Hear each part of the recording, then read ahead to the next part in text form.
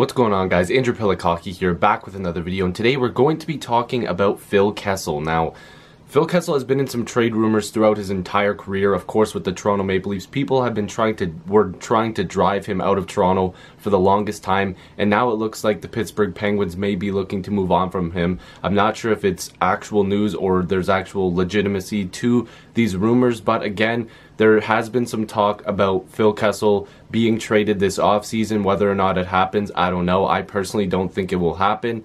But we're going to go through some news and notes, some rumors that are revolving around Phil Kessel. So if you're new, make sure you subscribe. Love to have more hockey conversations with you. Join the squad. We're going to try to get to 3,000 subscribers.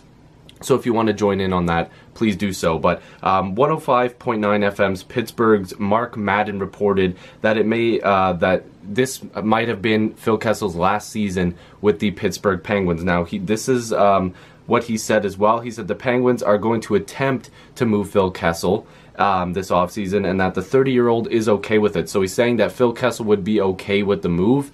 Now, again, all of this could just be speculation, but my job, as a hockey YouTube person is whenever there's rumors coming out, I always try to talk about it. So whether or not this is legit, we're just going to try to gather as much as possible and make an opinion. So we're not sure if Mark Madden is getting the right sources, or if he does have the right sources. Again, I don't want to go after him as a radio personality or TV, whatever he is, personality, because he could very well have all the intel on this. So the NHL draft is on June 22nd. Whether or not the Penguins decide to move him before then, to maybe get some more young players, draft picks or whatnot, they could do that. There's also free agency on July 1st, so if they're trying to move some players to go after a big name, I don't think it would be Tavares, but it would be ridiculous, like I mentioned before in another video, if Tavares wanted to go the Hossa route and just do a 1 year to try to go after a Stanley Cup. Moving Phil Kessel and maybe even a guy like Letang, a bunch of, they'd have to move some money around with the cap going up.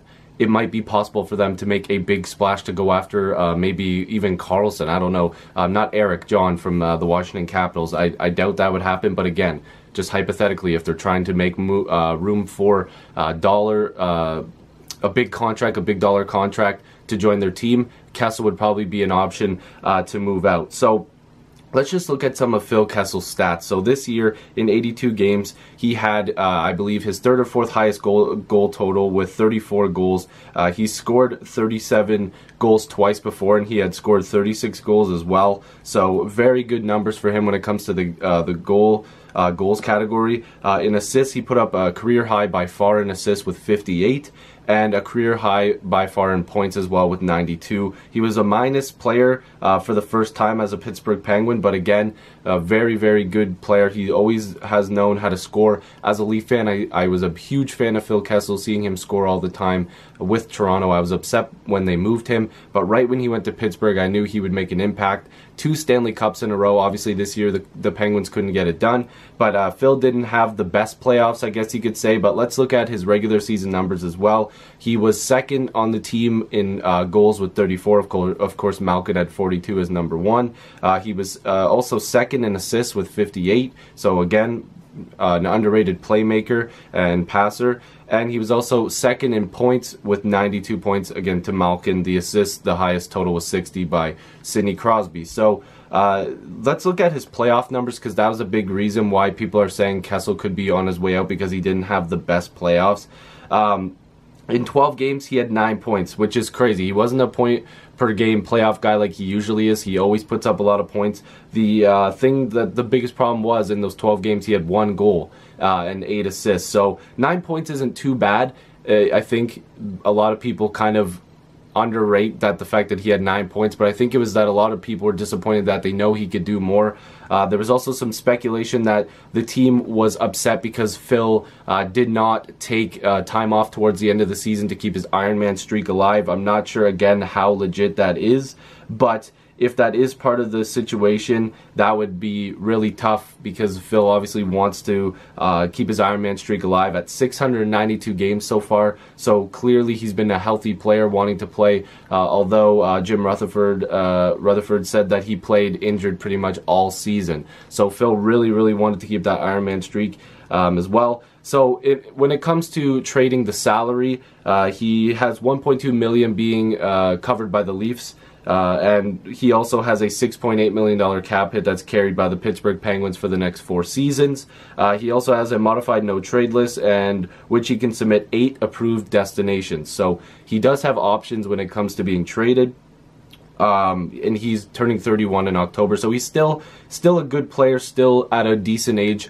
There's also some rumors that there could be some of a rift between the head coach, Mike Sullivan, with Phil Kessel, and they're saying that it could have been because him and Malkin didn't get to play with each other all season, and Kessel didn't like being bounced around in the lineup. He wanted to play with Malkin pretty much the entire season.